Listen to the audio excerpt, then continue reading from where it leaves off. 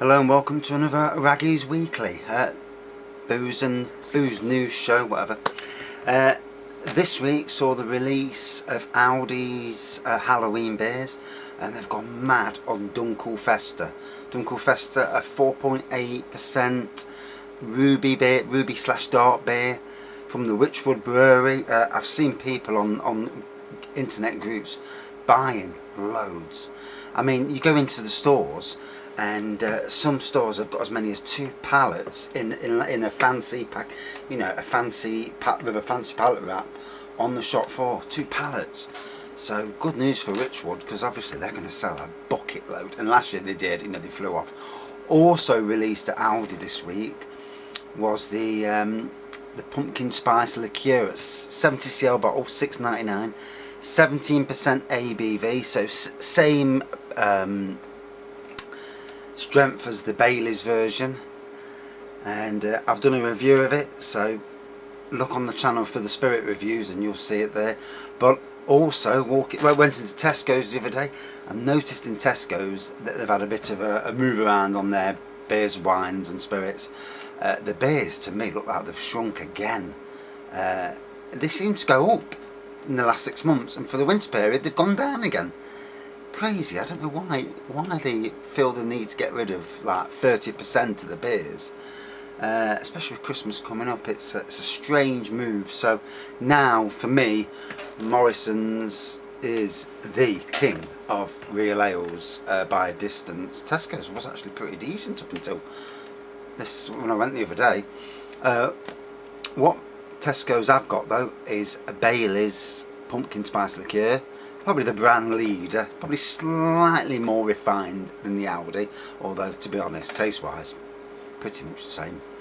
And that's 12 quid. That's on offer or what? But it's 12 quid for a 70cl bottle. I presume that's an offer price, because sometimes their bottles, tend to be. I did know Morrison's sold it for 16 quid last year, which is a bit in my price. I think it's a bit steep for a 70cl. So on the news front, not a lot on the news front this week. I've looked, but can't find a lot. Hendrick's Gin, they've opened a £13 million distillery expansion, and they're going to be doubling their capacity to 2 million litres of gin a year. Obvious why. Gin is absolutely massive at the moment. Don't know if I've already mentioned this, but when I went to Menorca, I went to their capital called Mahon. And at the port, there's actually a gin distillery. So you walk in, and there's somebody sat in like the checkpoint bit. And you walk in, and there's 4 tables in there. And you just go up, help yourself to gin. And every flavoured gin you can think of. Basically, anything that's on the spirit section can be done as a gin. You get whiskey gins, you get all sorts, dark rum gins, gin and vodka. Basically, you can flavour them into anything, which is why Home Brothers can do this with still spirits. But anyway, so you walk in and you just help yourself. Fantastic. And there's actually a distillery in the background. There's a window and you can see the distill there, or the barrel, or whatever you call it. But yeah, fantastic. And we went in sober, come out steaming, and ended up pocketing buying a bottle or 2 as well while we were there. But that was 2 years ago, so it will still be there, and it was fantastic. Well worth a trip down and go in sober. So next on the list. So the one about Brexit, and it looks like Britain should look to the people like the Chinese and the UAE for food and spirits and that, and I agree. I think if Europe are going to be idiots with us, the British people have decided what they've decided. Some parts of the EU I think are good, and some are very bad, and but that's not really for me to discuss too much, but I do think we should be looking elsewhere if we need to.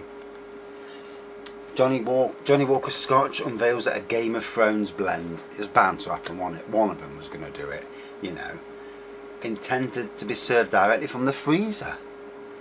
White Walker includes single malt from one of Scotland's most northern distilleries. I don't know if the likes of whiskey can be frozen, even at -18. I'm not sure. Steampunk, no, don't even know. Distillery have rolled out a voodoo spiced craft rum. No idea what a voodoo spice is, but 40% tipple is a blend of Caribbean rums. That answers the question. So,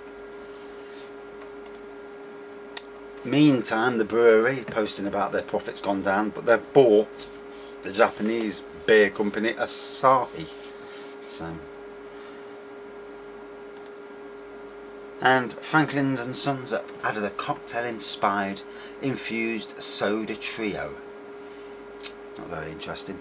I did walk into Sainsbury's at Top Valley today in Nottingham, and I presume this will be the same countrywide because these things tend to follow. They've got Pimm's popsicles, so Pimm's in an ice cream form, lolly form, reduced down for sale. So if you're into Pimm's and you're into alcoholic ice lollies, definitely something to think about. And that's basically it for this week.